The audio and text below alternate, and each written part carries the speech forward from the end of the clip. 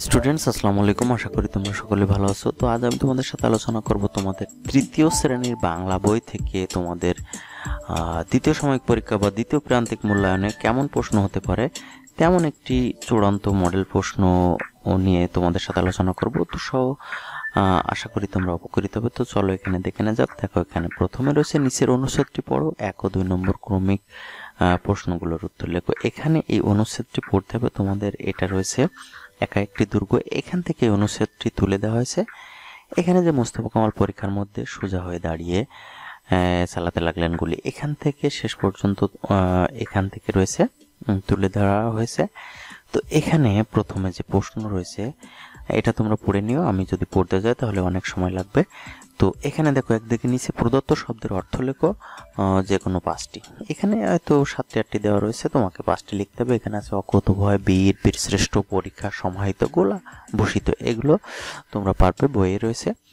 এরকম শব্দের অর্থ লিখতে হবে। তারপরে রয়েছে 2 দাগে দেখো, নিচের প্রশ্নগুলোর উত্তর লেখো। এখানে 3টা প্রশ্ন রয়েছে, 3টার জন্য মোট 10 নম্বর রয়েছে। এখানে দেখো ডান পাশে নাম্বার বন্টন রয়েছে। এভাবে তোমাকে এই প্রশ্নগুলোর উত্তর লিখতে হবে। তারপর রয়েছে প্রদত্ত অনুচ্ছেদটি পড়ো এবং 3 ও 4 নম্বর ক্রমিকের প্রশ্নগুলোর উত্তর লেখো। এখানে রয়েছে এরকম আর একটা অনুচ্ছেদ রয়েছে। এই অনুচ্ছেদটি তোমাদের পড়তে হবে। এই অনুচ্ছেদটি পড়ে এখান থেকে পড়ে নিও, পড়ে তোমাদের এটি উত্তর দিতে হবে।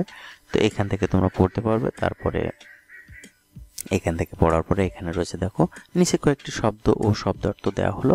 উপযুক্ত শব্দ বসিয়ে নিচের বাক্যগুলো ওর শূন্যস্থান পূরণ করো। তো এখানে রয়েছে দেখো, শব্দ এবং শব্দার্থ দেওয়া রয়েছে। এখানে আছে বাংলাদেশ, সোনালী, সোয়াভা এবং এর অর্থগুলো দেওয়া রয়েছে। এখান থেকে দেখো, এখানে আমরা ড্যাশ বাস করি, তাহলে আমরা বাংলাদেশে বাস করি। তারপর রয়েছে বসন্তের ছোঁয়া, বসন্তের ছোঁয়া। এখান থেকে এই যে ছোঁয়া আছে, প্রথমটা রয়েছে এটা, তারপরে যে ছোঁয়া এটা হবে। তারপরে রোদের ড্যাশ, মুখ লাল দেখাচ্ছে, রোদের আভা। তারপরে রয়েছে দেখো, এখানে ড্যাশ শরীর থেকে টপ টপ করে পানি পড়ছে, ঠিক আছে।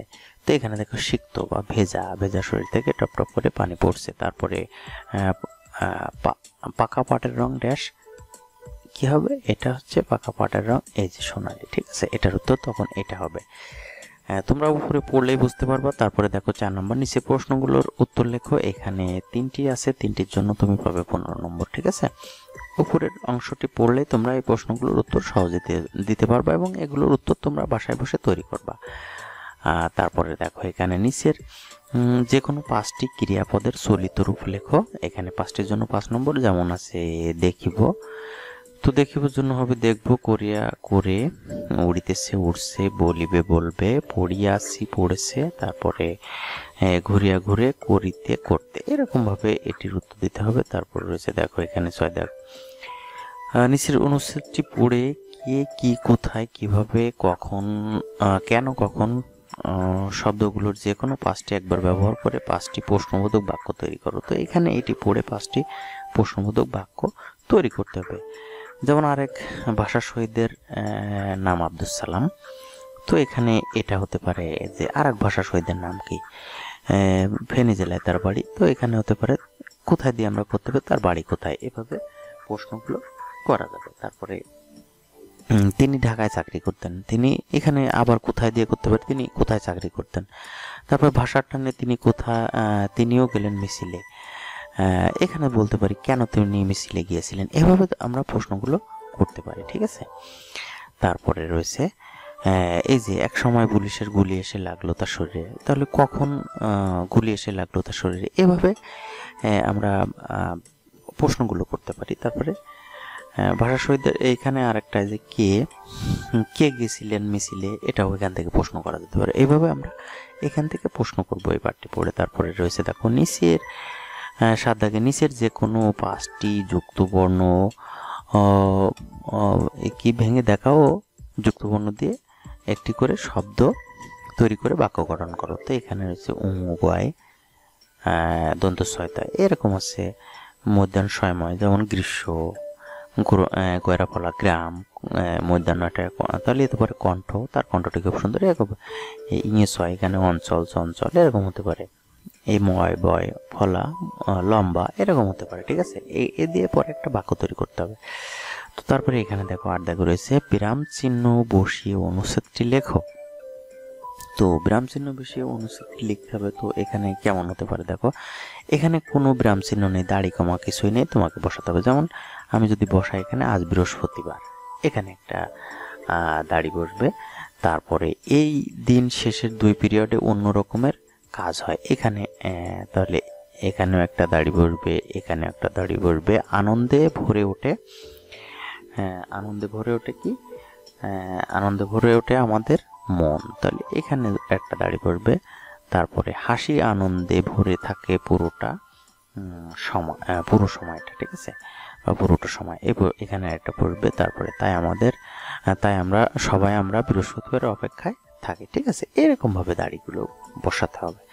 তো তারপরে আছে দেখো, এক কথায় প্রকাশ করো যে কোনো 5টি, এখানে 5টির জন্য 5 নম্বর। ভয় নেই যার নির্ভীক এখানে আছে। তারপরে মৃত্যু নেই যার, স্বীকার করে যে শিকারী, এখানে আছে অহংকার করে যে অহংকারী, এখানে আছে মহান যে নারী মহিষী, বীরদের মধ্যে শ্রেষ্ঠ বিশ্রেষ্ঠ, যে আদব কায়দা জানে না বেয়াদব, এরকম রয়েছে। তোমরা এগুলো এক কথায় প্রকাশ করবা। তারপরে বিপরীত শব্দ লেখো যে কোনো 5টি, এখানে 5টির জন্য 5 নম্বর। যেমন জীবন, মৃত্যু, শত্রু, মিত্র, হালকা ভারী, বন্ধ খোলা, কম বেশি। ঠিক আছে, খাঁটি আসল, বড় ছোট, সামনে পিছনে, এইভাবে তোমাদের বিপরীত শব্দগুলো লিখতে হবে।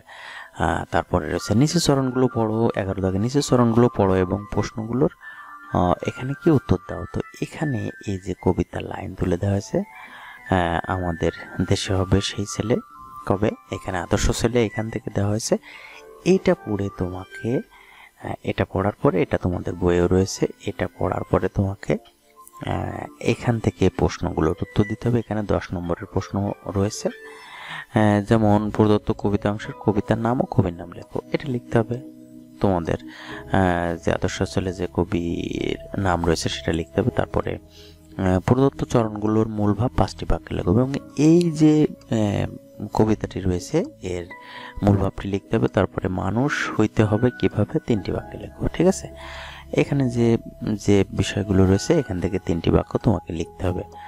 তারপর রয়েছে দেখো 12 দাগে, এখানে কি করবে, মনে করো তুমি সাকিব বা তন্নি খোদ ফতেপুর সরকারি প্রাথমিক বিদ্যালয়ের 3য় শ্রেণীর ছাত্র বা ছাত্রী, তোমার শ্রেণীর হলো 8, তুমি তোমার লাইব্রেরিতে বই পড়ার জন্য সদস্য হতে চাও। তোমার তথ্য দিয়ে নিচের ফর্মটি পূরণ করো। এরকম একটি ফর্ম তোমাদের আসতে পারে, বা যদি অন্য ফর্ম আসে সেটাও তোমাদের এখানে তথ্য দেওয়া থাকবে, তোমাকে লিখতে হবে। তো এখানে আছে দেখো, ফর্মে আছে তারিখ, এভাবে তোমাকে একটা ফর্ম পূরণ করতে হবে। তারিখ, নাম, বিদ্যালয়ের নাম, এখানে সব লেখা রয়েছে। তারপরে শ্রেণী, রোল এখানে আছে।